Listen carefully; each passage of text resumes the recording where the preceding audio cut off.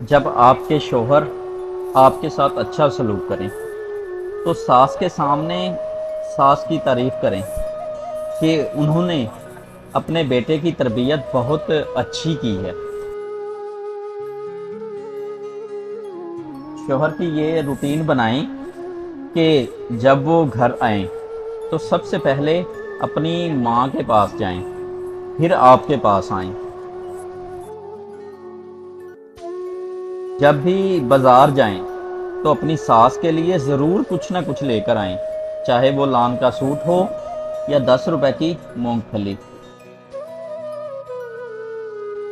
جب اپنے کپڑے بدلنے لگیں تو اپنے 2 پسندیدہ جوڑے ساس کے پاس لے جائیں اور ان سے پوچھیں کہ ان میں سے کون سا پہنوں، پھر وہ جو کہیں وہ پہن لیں۔ کبھی کسی کے سامنے اپنے شوہر یا اپنی ساس یا کسی دوسرے سسرالی رشتہ داروں کی برائی نہ کریں، کیونکہ یہ غیبت ہے اور غیبت گھروں کو اجاڑ دیتی ہے۔ گھر میں کھانا بنانے لگیں تو ساس سے پوچھ لیں کہ آج کیا بناؤں۔ اکثر وہ یہ معاملہ آپ پر چھوڑ دیں گی، لیکن وہ کسی خاص چیز کی فرمائش کریں تو وہی پکائیں۔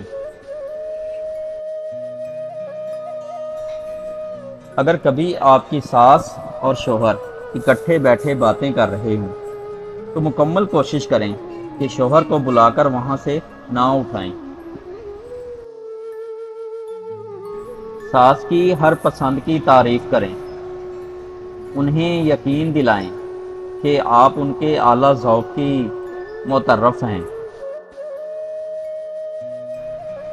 ساس کے ساتھ بیٹھ کر ان کے ماں باپ کی باتیں کیا کریں، ان سے ان کے بچپن اور جوانی کے قصے سنا کریں۔ کبھی کبھی ان کے کہے بغیر ان کے پیر دبا دیا کریں، ان کی سر کی کنگھی کر دیا کریں۔ عورت کھلونا نہیں ہے اور نہ ہی زحمت ہے، وہ رب کریم کی بنائی ہوئی ایسی خوبصورت نعمت ہے جو موت کی گود میں جا کر زندگی کو جنم دیتی ہے۔